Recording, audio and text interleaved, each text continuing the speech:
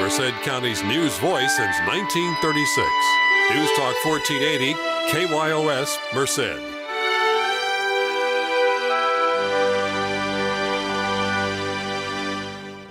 You're listening to Radio Merced. I'm Jacque MacDonald, and welcome to The Victim's Voice. And today, our guest, as usual, once a month, thankfully, is Public Information Officer Tom McKenzie. Hello. From the Sheriff's Department. And thank you. And you're a man of many talents. I mean, not only do you deal with this with us, but you're also collecting toys for the children. Yeah, every year we have our annual, we call it Operation Christmas. We have our annual toy drive. It's usually, we try to do it right at the tail end of November, and the first week or so of December is when we actually have our toy drive. We set aside a specific day. It's usually on a Tuesday when there's a Board of Supervisors meeting, and we have our command post out there. And it just passed not too long ago, and when the day started out, I thought it was going to be our worst in years. It was foggy, it was miserable. By 2 hours into it, I think we'd had a total of like 4 or 5 toys donated, and we were already a quarter of the way through the day. Thankfully, that when the residents of Merced County woke up and came out, they actually pulled through and donated not only a total of about 6 to 7 big, huge bags full of toys, but we actually raised more money this year than we did last year. Last year we raised about $1,200 in cash and checks, and this year we were able to bump that up to $1,600. We did something different, a little different this year. We had 2 locations, which proved to be beneficial. I think that's where the extra money came from. We usually do it there at 23rd and M Street, right in front of the county admin building. And our second location was right there at Olive and G. And thanks to Wimpy's, the breakfast and burger joint, for allowing us to park our dive boat in their parking lot and use that as a secondary command post for a second location. Members from the HSA went out, and volunteers from Human Services Agency worked the corners in that command post at Olive and G. And they, several more tote bags of toys were donated to there, as long as another $400 to $500 in cash. So we ended up having a very good day. And I'm still getting phone calls asking if it's not too late to donate toys, and we'll take toys all the way up through Christmas, up to till the office closes for Christmas Day. It's never too late to bring in a toy, and if we can't fulfill it this year, we secure it in one of our rooms down the hall, and we use it for next year. And there is no limit on the amount of money you spend on the toy, is there? Correct. No, obviously, obviously we understand the economic stuff, and budgets are tight this year. That's why I thought it was going to be our worst year. But there is no limit. It can be anything from $1 all the way up to whatever you want to spend, how generous you're feeling. But all you have to do is, it just has to be a new unwrapped toy. Bring it into the lobby of the Sheriff's Department. Mention that it's for your toy program, or for our toy program for Christmas. They'll get a hold of me and I'll store it. And if you're going to do it within the next couple of weeks, we still have time to get it gift wrapping and give it out to somebody in the county that needs it. People are always asking if they can still make donations or monetary donations. You can still make a donation by check. As long as you make it out to Merced County's Most Wanted. That's our nonprofit organization. It is tax deductible, but that's the only way we can accept a monetary donation at this time. The day we have our toy drive, representatives from that organization come out and they keep track, and that's how cash is able to be monitored, because we're not allowed to accept cash at the Sheriff's Department, obviously. So. But you can still make a check to Merced County's Most Wanted. It is tax deductible. It's a nonprofit organization, and we can still deposit that within the funds. Even if it is up until the day of Christmas, we can still take a check donation as well as toy donation. So I think every child should have a toy, shouldn't they? Because yes. Most children believe in Santa Claus. And yeah, even if he is in a uniform with a star on it. Exactly. And the great thing we've been doing the last few years is we've been partnering with Human Services Agency, HSA, and they have volunteers come out. It's usually the high schoolers who come out need community service points, and they volunteer to spend their after-school hours wrapping presents. In years past, we've done things like put them in bags and gift bags and stuff. But the last couple of years, we've been fortunate enough to where usually every toy that goes out has been gift wrapped. So it could go under the tree wrap. So that's an extra benefit or an extra cost that the families don't have to incur that we've been fortunate enough to be able to do for the last few years. I have to be honest with you. When I give gifts, I stick them in a gift bag. Exactly. And I hate wrapping. I'm sorry. It depends on what the gift is, but yeah, that's one of the things. Obviously, there's certain toys we can't wrap, but if you do, and that is a good point. If you do bring in a toy, please don't wrap it because I have to unwrap it to make sure that it is a new, unused toy. Unfortunately, we're not allowed to give out used toys, even if slightly used, just because of the health and safety code violations. So it has to be a new unwrapped toy, and then, like I said, we'll take it from there.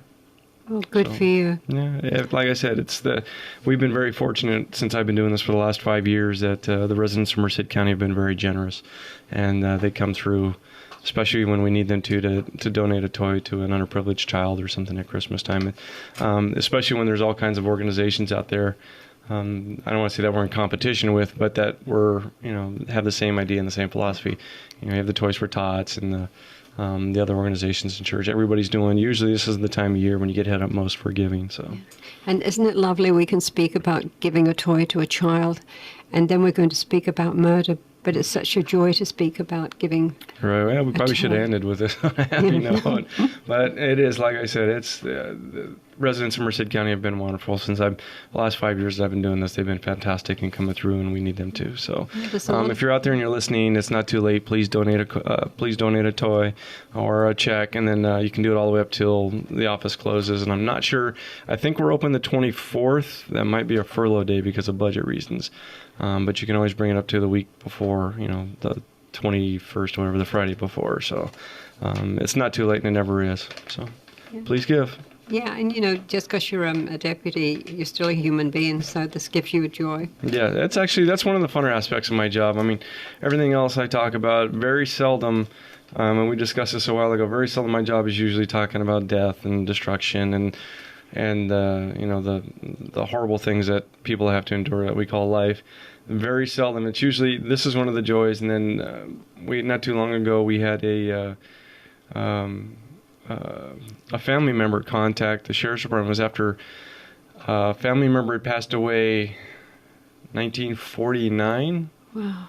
Several years after being in World War II. He's a merchant marine.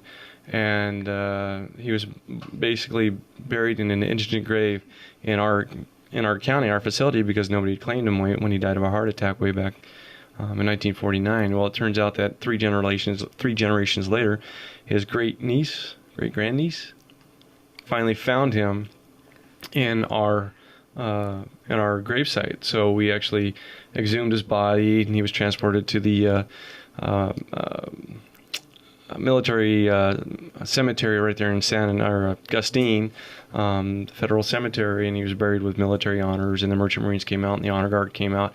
And all this, I was like, this is one of those feel-good stories that, you're able to reunite family. And we were able to get her a plane flight out here in a hotel room, and she came out and she stayed. And, of course, I was away at school during that time. So, after 5 years, it's like one of the best feel-good stories of all time. And, of course, I wasn't able to do it. So, but, I'm happy that it all worked out and everything panned out. So, I get my toy drives every year, and I'm happy. So, thank you on behalf of everyone. No problem. And now to the sad part of our program. Yeah, this one is a recent one. It seems like this isn't the first time. Apparently, it's the first time on Thanksgiving, but the night before Thanksgiving on November 21st, it was like just after 6 p.m., the Merced Sheriff's Office received a phone call from a property owner at South Highway 59 on Dickinson Ferry Road, just outside the city limits by, not quite a mile. We got a call of a body in I guess it would be a brush pile. Well, we get out there. It's, like I said, 7 o'clock the night before Thanksgiving. It's dark, and there's evidence of a homicide. So we have to freeze the scene, and we watch, freeze it overnight. We have to stay on it overnight. Come back the next day to process it. So our detectives are out there Thanksgiving morning processing a homicide scene. It turns out that the victim, this is kind of a unique situation. We're almost sure, but we're working under the assumption that the victim is Brian Sanchez. It's a 21-year-old Hispanic male out of Atwater. who'd been reported missing in Atwater on November 16th.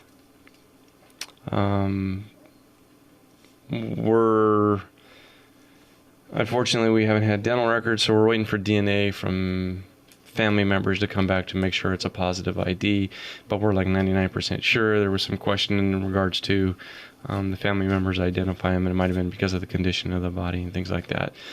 So we're working on the assumption that it is Brian Sanchez, who was reported missing to Atwater Police Department on November 16th. It's kind of unusual. I was talking to the detective this morning, and he said it's kind of unusual that we found, or his body was found in Merced, is because he was seen, because he is an Atwater resident, and he was constantly seen in and about Atwater. He frequented Atwater a lot. That's where he lived. Very seldom did he come to Merced, but that's where his body was located. Family members reported him missing, saying that he was wearing, he was leaving the house to go for a jog or go for a run. That was the last time he'd been seen. The clothing that we found him in indicates that that is true.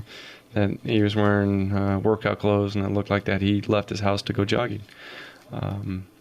We're kind of keeping a lot of the details of this case close to our vest, just because the circumstances surrounding it. We don't want to give a lot of the details out because they are pertinent to the investigation. Like I said, we really haven't confirmed that that's who it is, but we're almost positive that it is, and that's what we're working on, the assumption. Was he married? No, not to my knowledge. He still had, I believe his mom was the one that reported him missing, so he still lived at home. But no, to the best of my knowledge, he did not have any, he was not married and did not have any children, or I'm not even sure if he had a girlfriend, to be honest with you. After autopsy over that weekend, or the holiday weekend, it was determined that he was killed by a gunshot wound. Basically, the location, etc., we're keeping, we're not going to reveal because it's part of the investigation, the caliber and things like that. This is kind of akin to like 2 years ago, we found another missing person. It was Christmas Eve. 2 years ago, we found a missing person from Merced Police Department right there on North Highway 59 in an orchard. And property owner had found him wrapped in a piece of plastic, and it was obvious signs of a homicide there too. So it just shows you the dedication of our guys. I mean, they always talk about police officers working 365, 24 hours, 24/7, and then this goes to show you have half a dozen detectives, missing Christmas morning with their family because they're out processing a homicide scene, or Thanksgiving morning because they're out processing a homicide scene. So we have a dedicated group. So those are the kinds of sacrifices our guys are making. And I believe the one on North Highway 59 is still unsolved. We don't think that there's any correlation or connection between the two, other than the coincidence of one was Christmas Eve, one was Thanksgiving Eve, and they were both Highway 59. But looking into this, there's no indication, I don't believe of any indication that the victim in this one, Mr. Sanchez, belonged to any gang or was gang affiliated, was involved in any kinds of drugs. It's kind of hard to, like I said, it's kind of hard to tell, especially when you get somebody that young. They really haven't had a chance to establish themselves criminally, so we don't believe that he was involved in anything heinous like that. Obviously, there was a reason for his homicide. We just don't know what it is yet. So that's the one we're working on. That was the latest one, and I think it bumps us up to 17 homicides for the year, which was more than the year before, but less than 2 years before that, because in 2010 we had a total of 28 homicides, and that was the year we found him Christmas Eve. And like I was talking about our guys, the one that we got on Christmas Eve, I think, is one of two that went unsolved. And the Sheriff's Department alone had 14 of the 28. We had 50% of those homicides. And of the 14, we solved 12 of them. Excuse me. So that just shows you the dedication. And if I'd have made the connection sooner, I actually could have reprofiled the one on Christmas. I didn't even think about bringing that one in, but maybe we can do that next time, since it is still close to Christmas and the holidays. And I'm sure the family's looking for solutions. It's funny because before my daughter was murdered, the little boy opposite us was missing, and then they found him drowned. this is years and years and years ago, and you feel so sorry for the family, but until it happens to you, you really have no idea what these families are going through. Right. No, and actually, on that note, I just sent out a press release earlier this week. There's a 43-year-old man, goes by the name of Rafael Maldonado, out of Planada. He's been missing since September 19th. For going on 3 months now, voluntarily. He sometimes takes off for a day or two, but always calls his family within 48 hours, telling them know he's okay and where he's at. Well, we're going on 3 months, and we haven't heard a word from him yet. So the detective, actually the same detective in charge of this case, asked me to put the word out that if anybody knows where he's at, that we can do a welfare check, make sure he's okay, and take him out of the system. Because they said it's unusual that the family, like I said, he has a habit of heading out, he's a grown man, heading out for a couple of days or two, but he always calls his family, and here it has been 3 months and nobody's heard from him. Friends said that they thought he might have been heading towards Bakersfield or down south somewhere, but it's very uncharacteristic and unusual for him to disappear for 3 months. So his name, like I said, his name is Rafael Maldonado, and if anybody knows where he's at or has any indication or know about us, please give us a call, and I'll give them the numbers are the same for both. And I'll give those out at the end of the day, or at the end of the show. But like you were saying, it's here we are, holidays, and you're left with all those unanswered questions as to, where are they? Is there anything wrong? Are they missing? Like I said, I can only imagine what you go through, but missing is the worst. Correct. That would be my assumption as well. I mean, there's nothing's going to take away the pain of a loved one passing, but we've talked about this numerous occasions. It opens up other questions, but at least it answers the biggest one. Yes. And I know recently I got a letter from Pamela Pedro's mother, thanking you and just being delighted at what you did, but she couldn't deal with writing letters or doing anything at that time. Yeah, I actually received one from her too, saying it was after, because the 30-year date of incident, I guess is the best way to put it, since the date she went missing had just passed a few months ago, and we had that candlelight vigil. She said it brought back all the old emotions, and she's living out of state now, and it's been 30 years, and then after coming back and seeing the location, because we had it at the location where she was last seen, brought back that well of emotions and everything else, and it brought it all back to the surface. And I know when the Son Carringtons first started having their marches, she and her husband would fly in. Oh. And then it gets to a point where people can't afford to do that anymore because it's so expensive to fly. Right, exactly, and it never means that it doesn't mean that you care any less or stop caring. It becomes a matter of, like you said, finances and economics. Yeah, it comes down to how much plane fuel costs anymore. But anyway, so like I said, it's. Here it is, we're coming up on the holidays, so if anybody knows where Mr. Maldonado is, please give either the family or the sheriff's department a call. Even if he is voluntarily missing, doesn't want to go home or whatever, we still need to check on him, make sure he's okay. He's allowed to be missing. We just need to make sure he's okay. That's our biggest concern. How old a gentleman is he, do you know? He was born in 49, so 63. So, old enough to know what he wants. 69. I apologize. 69. He's 43 years old. But Steve is laughing. I'm sorry. I take it back. He's 43. He was born in 69. 43. I got the numbers backwards. I'm doing this from memory. It's like, that's not right. That would make him an at-risk adult. No, he's 43 years old. But yeah, I lost my train of thought there. But anyway, like I said, even if he is voluntarily missing, it's not like a juvenile where they have an obligation to come home. But if anybody has any information on that or the homicide from Thanksgiving Eve, I guess, on the 21st with Mr. Sanchez, or even the one that we profiled on the show a couple of times from Christmas Eve from a couple of years ago on North Highway 59, you can give us a call at area code 209-385-7472. 385-7472, that's our detective division. 385-7616, that's an anonymous tip line. Or you can go to mercedsheriff.com and leave a tip anonymously on the website there, or go to Crime Stoppers out of Merced and leave an anonymous tip there as well. And I know that Crime Stoppers out of Merced, they offer rewards if their information leads to an arrest or prosecution. So please visit any one of those and give us a call. Well, I want to thank you once again for all you do for us and for the children. Thank you. Yeah, and I hope you have a happy and blessed holiday. You as well. And not work too hard. Yeah. You'll probably be out on the streets. Probably. That sounds good, doesn't it? I'm sorry. Anyway, thank you. Thank you for listening. And if you do have information, please remember to call. It is Christmas. Yes, it The is. best Christmas gift you can give a family Exactly. is hope. And may you never walk in our footsteps. Merced County's news voice since 1936. News Talk 1480, KYOS, Merced.